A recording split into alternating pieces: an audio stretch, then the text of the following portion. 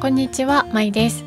今回は名前のない家事を減らす方法20選をお伝えします。家事というと掃除、洗濯、料理を思い浮かべることが多いですが、今回は名前もつかないほど小さいけれどもめんどくさいちょっとした家事、いわゆる名前のない家事を減らす方法をご紹介します。日々の家事の負担が少しでも減るような参考になる点があると嬉しいです。それでは行ってみましょう。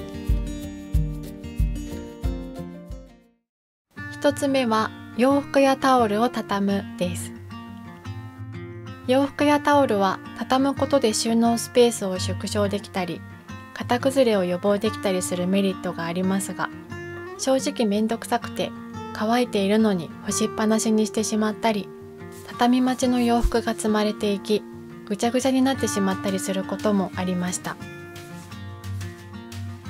私は畳むという作業をしないで済むように、洋服はすべてハンガーにかけてクローゼットに吊るすようにしています。また、肌着や部屋着は洗面所の収納ボックスに放り込むだけにしてから、衣類を畳むストレスに悩まされることがなくなりました。2つ目は衣替えです。以前は季節の変わり目に衣装ケースを引っ張り出してクローゼットの衣替えをしていたのですが、洋服の整理や手入れをしながらだと衣替え作業が丸1日かかることもありました。オールシーズンの洋服をすべてハンガーにかけて収納するようになってから、衣替えもハンガーの入れ替えだけで済んでしまうようになり、とても管理が楽になりました。3つ目はおしゃれ着を洗うです。デリケートな衣類は家庭での洗濯が NG だったり、手洗いマークがついていたりすることがあります。そのようなおしゃれ着を持つと、それぞれの洗濯方法に合わせて衣類の仕分けを行い、おしゃれ着用の洗剤が必要になったり、手洗いやクリーニングに出しに行く手間などがかかってしまいます。これに対し、洗濯乾燥機を使えば、ボタンを押すだけで洗濯に関するすべての手間を省くことができます。そのため、デリケートな衣類の購入は避け、今では自己責任でほとんどの衣類を洗濯乾燥機で洗うようになりました。この黒いワンピースは乾燥機にかけても縮まず、シワにもならないため重宝しています。部屋着などは多少縮んでもいいようにオーバーサイズを購入したりと、乾燥機をかける前提で洋服を選ぶことも多くなりました。4つ目は裏返しの衣類をひっくり返すです。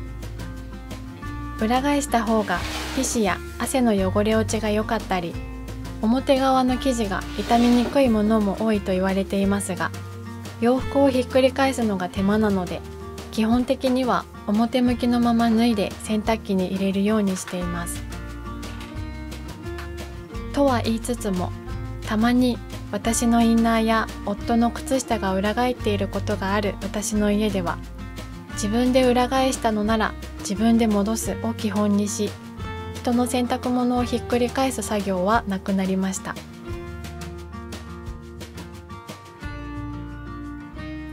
5つ目はトイレットペーパーを交換するです。トイレットペーパーを使い切ると交換しなければいけないため、最後の方になると自分のターンでなくならないように使う量を調整することがあるのは私だけでしょうか。そのくらいトイレットペーパーの交換は地味に面倒な作業です。そのため少しでも交換頻度を下げられるように、私の家では3倍巻きのトイレットペーパーを使用しています。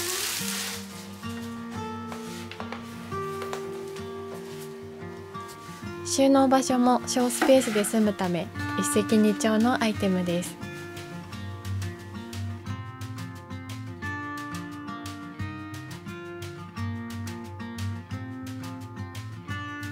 6つ目はお茶の作り置きをするです。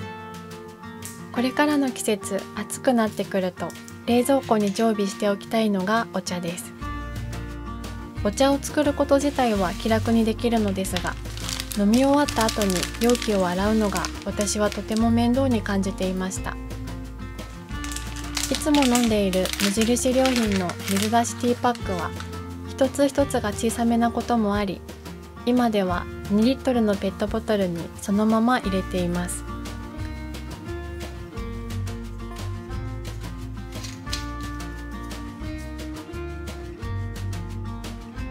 飲み終わったらペットボトルはすすいで分別するだけなので、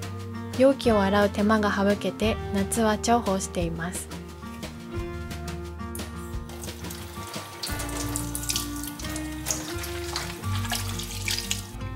7つ目は献立を考えるです。毎日今日のご飯は何にしようかと一日の献立を考えるのはとても大変です。朝昼晩で献立を固定化できれば良いのですが、さすがにそれは私にはできませんでした。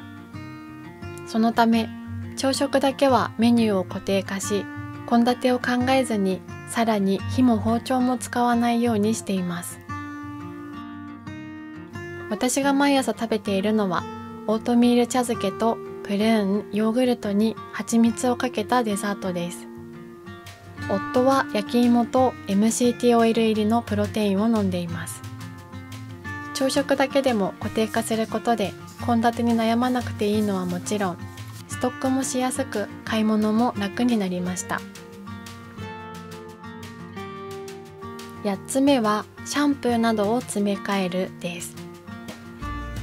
お風呂場のシャンプーなどを詰め替える作業にはボトルを洗って乾かす手間も含まれてきますが、時にはノズルに洗剤が詰まってしまったり、ボトルの底のぬめり汚れにげんなりすることもあります。その手間すべてを省いてくれたのが詰め替えそのままという商品でした。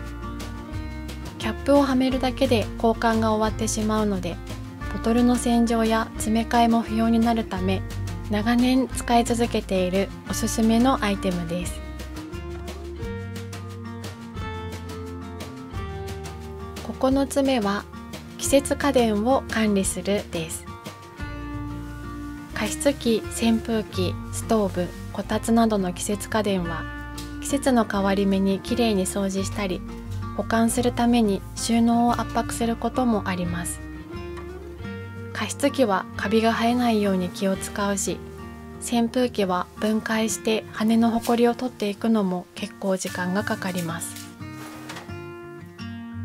そのため私の家ではかさばる季節家電は持たないようにして、温度調節は主にエアコンを使用しています。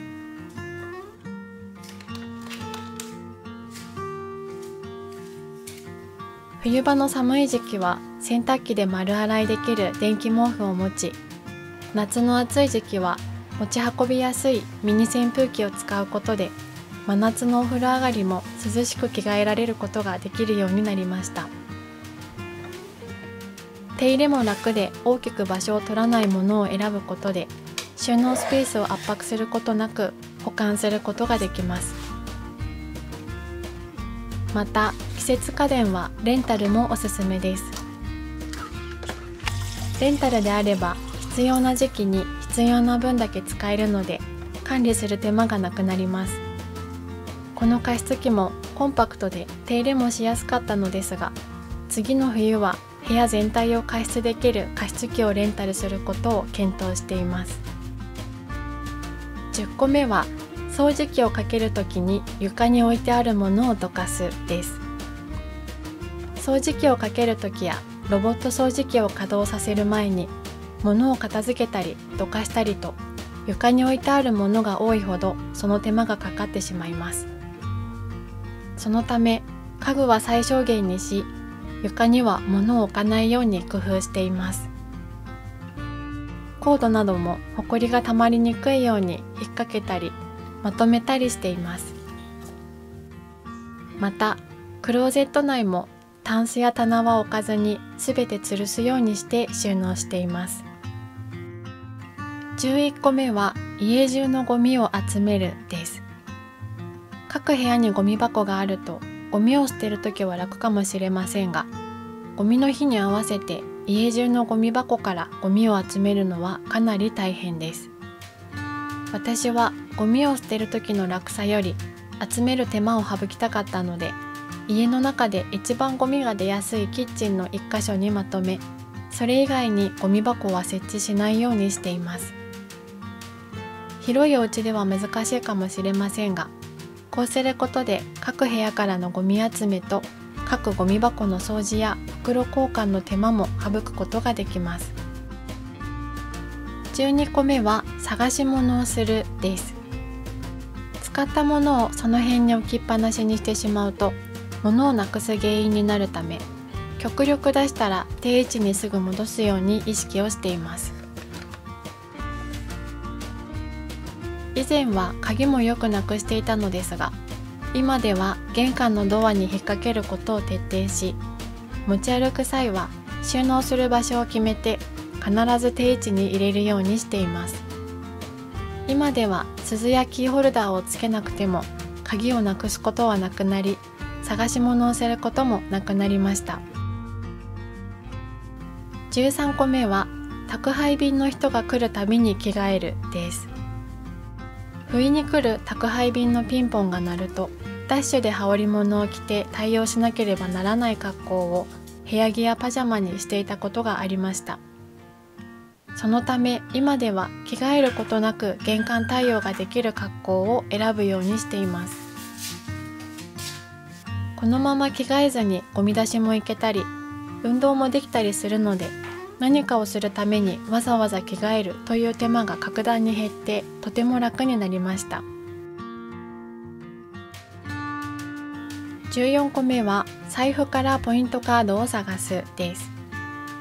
ポイントがつくのはお得ですが、カードを作りすぎてお会計時にあるはずなんだけど見つからないともたついてしまうことがよくありました。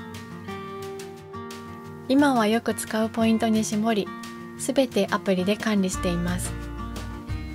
お会計時にスマホのタッチやバーコード決済だけで済むことも増え、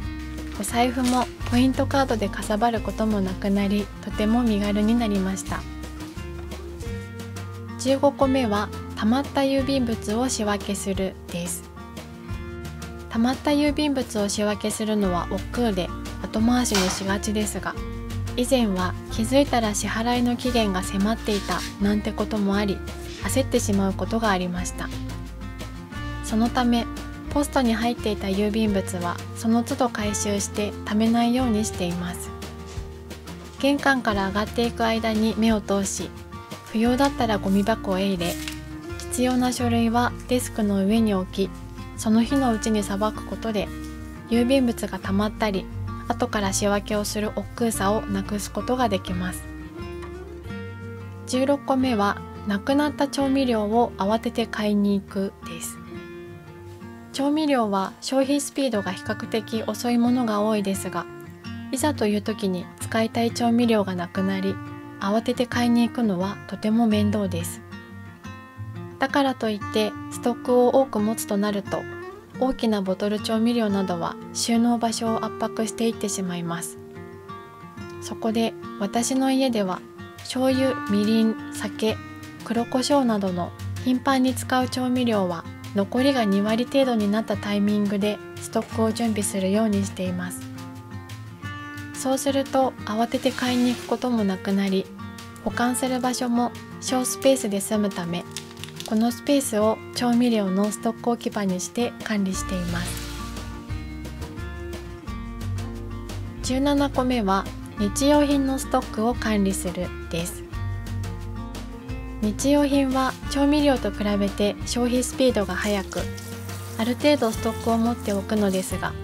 安いからといって買いだめをしすぎると収納を圧迫し、持たなすぎると気づいたらなくなってしまって困ってしまう事態にもなりかねません。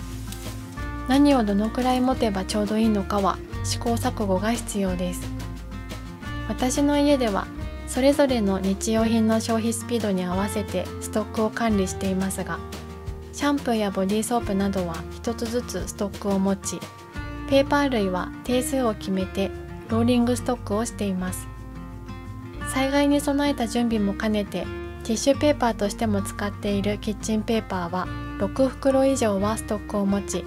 定数を切りそうになったら買い物ついでに補充をするように管理しています。18個目は手拭きタオルを交換するです。洗面所やトイレなどのタオルも衛生面を気にしながら適切なタイミングで交換していかないといけません。私の家ではフェイスタオルを1枚持ち、これを毎日夜に洗って翌朝きれいなタオルに交換するルーティーンにしています。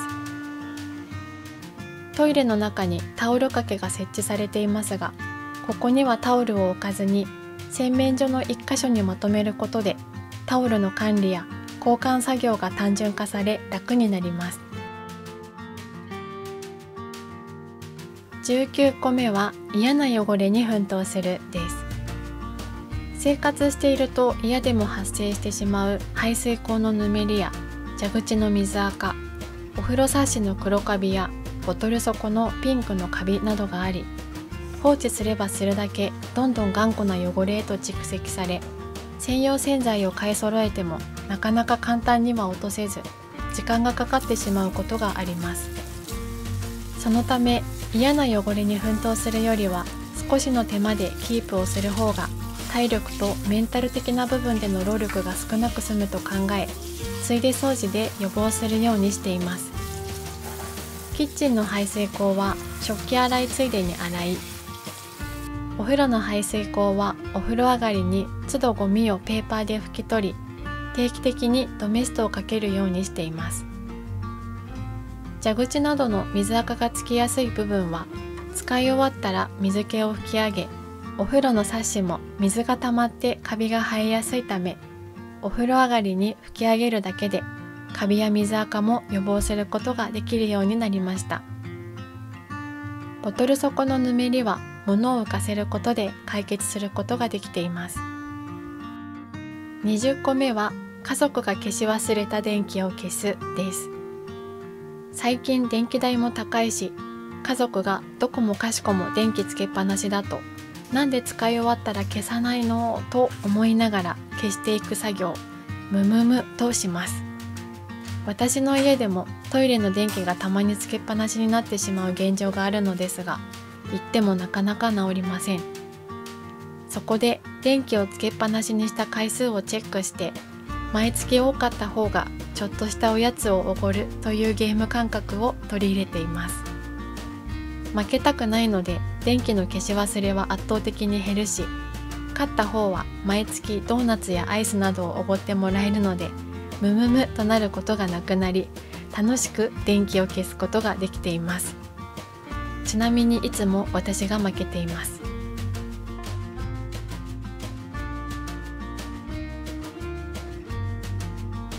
はい、以上が名前のない家事を減らす方法20選でした。この動画が面白かったよ、参考になったよと思っていただけたら、グッドボタン、チャンネル登録、コメントいただけると嬉しいです。最後までご視聴いただきありがとうございました。また次の動画でお会いしましょう。